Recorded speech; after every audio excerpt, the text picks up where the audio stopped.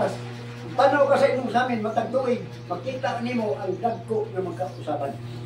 Kaya sa nung nimo pag-apply yung mga cream, mga cosmetic, di na yun madala, di man yun na nimo mapugyan. Mauna ang kinabuhi, na kinahanglan may bawanta na ang pulong sa Diyos, importante. Kusa dili nato ni siya tagaan o dili nato ni siya ipakawalay dili. Kung tagaan nato gibukaton o bili sa atong kinabuhi ang pulong sa Diyos. Sa Proverbio 30,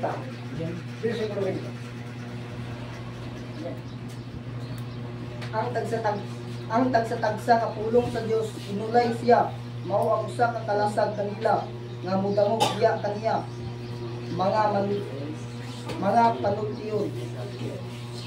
Sumala sa Proverbio, ang pulong sa Diyos, kung imong tinagsawon, matod pa, usa ni siya ka ulay, pure. Kundi walay hugaw, walay kasaway, so ang pulong sa Diyos, putli, limpyo. O tungod ni dili ni siya mahanaw, kundi magpabili na sa ulay tapusan. O kung sa sulti sa Diyos, pinaagi siyang pulong, kining tanan mahitabo. O kung tanan ang butang nahitabo karon, tungod kay isulti sa Diyos, sa mga panahon kung mga tuligan ng labay, pinaagi sa mga propeta. O nag-ingon ang Biblia na ang Diyos nagbutang ng iini sa ilang kasing-kasing tungod kay sila mo'y magtuman sa pulong sa Diyos. Kung ang tagsa-tagsa sa ato, doon natin tayong mga butang na biandang sa Ginoo, kinanglan ato lahat. Kinanglan magsubay kita sumala sa plano sa Diyos. Dili kita maglain ang atong kaugalingon aron ang atong kinabuhi, dili mabalo na. Kinahanglan kita mahigmata sa pangtuulan. Sa Juan 17, versikulo 17. Juan 17:17. Walaana sila pinaagi sa kamatuoran. Ang imong pulong mao ang kamatuoran. Ang pulong sa Dios mao ang kamatuoran. Musa tungod kay ang pulong tinuod man, dili kita magalanganin. Dili kita magduha-duha, kundi atong dawaton sa kinasing-kasing atong tuuhan. Tungod kay ang pulong sa Dios buhi nga naglihok nga gamhanan, labi pang mahait sa espada adaway sila. Kung ang mga doktor kabalo mo pera, ginamit ang mga mahait na mga instrumento. Ang pulong sa Diyos iyon, mahait pa sa espada adaway sila. Kung siya'y naa sa sulod, magkahimod siya sa pagpunan. Wala imposible.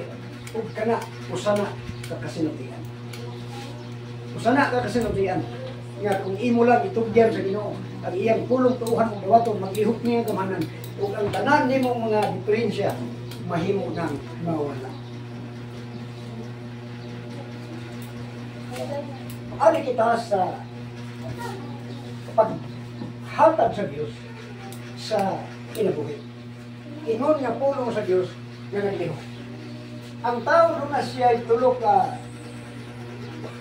parte. Naa siya ay lawas, naa siya ay kalag, o naa siya ay espiritu. Sa 1 Tesalonica, Kapitulo 5, versikulo 23. Ang magbasa ni. Basa mo. 1 Tesalonica, Kapitulo 5, versikulo 23. First, Thessalonica 5:23. Ang Diyos sa kalinaw magabalaan unta sa inyong tibuok na pagkatao ug ang inyong bugos na espiritu, kalag ug lawas. Magabantayan unta nga kini dili mas salawayon inigabot sa atong Ginoong Kristo. Ang tibuok ng pagkatao matod pa, mao ang inyong espiritu, kalag ug lawas. So mao na yan, kinitibukan sa pagkatao. Na espiritu, na kalag, na lawas. Mao ni siya. Ang lawas, gikan sa amok. Kung ang espiritu, gikan sa Diyos. Kaya lang, mao ni siya atong mga senses. Sa tawag sa science, so, the 5 senses of body. Kini kalag, mao ni siya ang pagbatik. Ari kita sa origin. Sumala sa Genesis, Kapitulo 2, versikulo 7. O giumo ni Jehovah nga Dios ang tao gikan sa abog sa yuta o gihuipan niya sa mga buho sa iyang ilong sa gininhawa kinabuhi o ang tao nahimong kalag nga may kinabuhi. Sa sinugdanan, gibuhat sa Dios ang tao, gikan sa abog sa yuta. O sa diha nga nahimo ng tao, ang bunen ko nahimo ng tao, gikan sa abog sa yuta.